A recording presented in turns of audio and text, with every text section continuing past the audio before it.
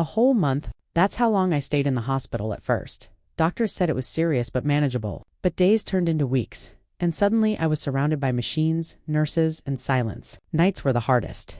I would lie there staring at the ceiling, thinking about my home, my kitchen, my small garden, and the life I had built over decades. My son Daniel used to come in the beginning. He would sit beside me, checking his phone most of the time, but still, his presence gave me comfort.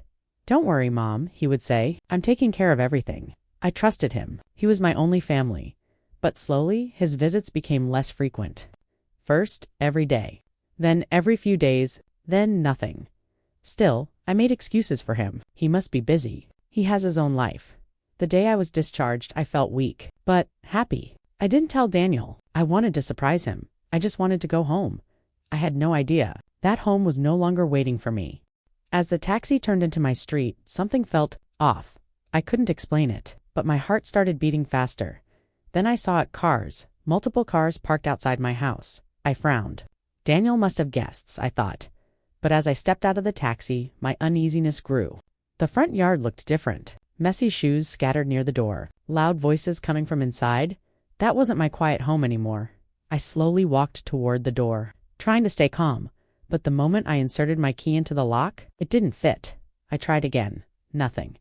That's when my hands started shaking. Someone had changed the lock on my house. I knocked a few seconds later. The door opened. A woman stood there staring at me like I didn't belong. "Yes," she said with an annoyed expression. I forced a polite smile, even though my heart was racing. "I think there's been a misunderstanding. This is my house." She frowned. "No, it's not." Before I could respond, she added, "My son-in-law gave us this house." My voice dropped to a whisper. "Who is your son?" She answered casually, like it meant nothing. "Daniel." It felt like time stopped.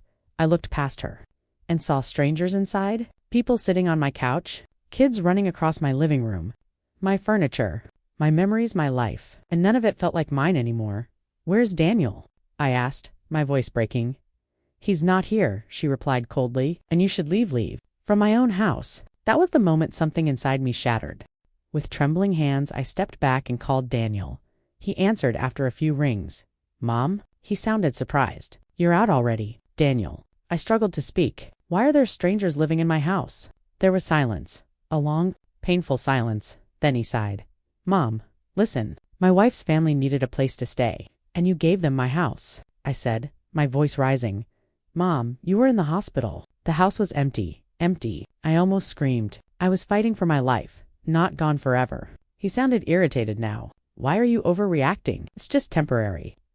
Tears rolled down my face. "You didn't even ask me." "I knew you'd say no," he replied bluntly. That one sentence hurt more than anything in that moment. I realized something terrifying. My son didn't respect me anymore. To him, I was no longer the owner of that house, just an inconvenience. That night, I didn't go inside. I couldn't.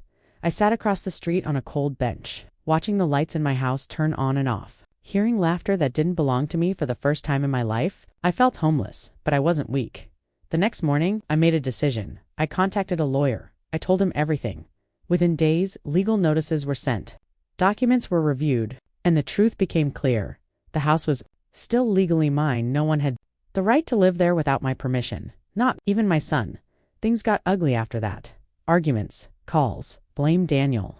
Tried to convince me to let it go, but I didn't, because this wasn't just about a house. It was about respect. It was about betrayal.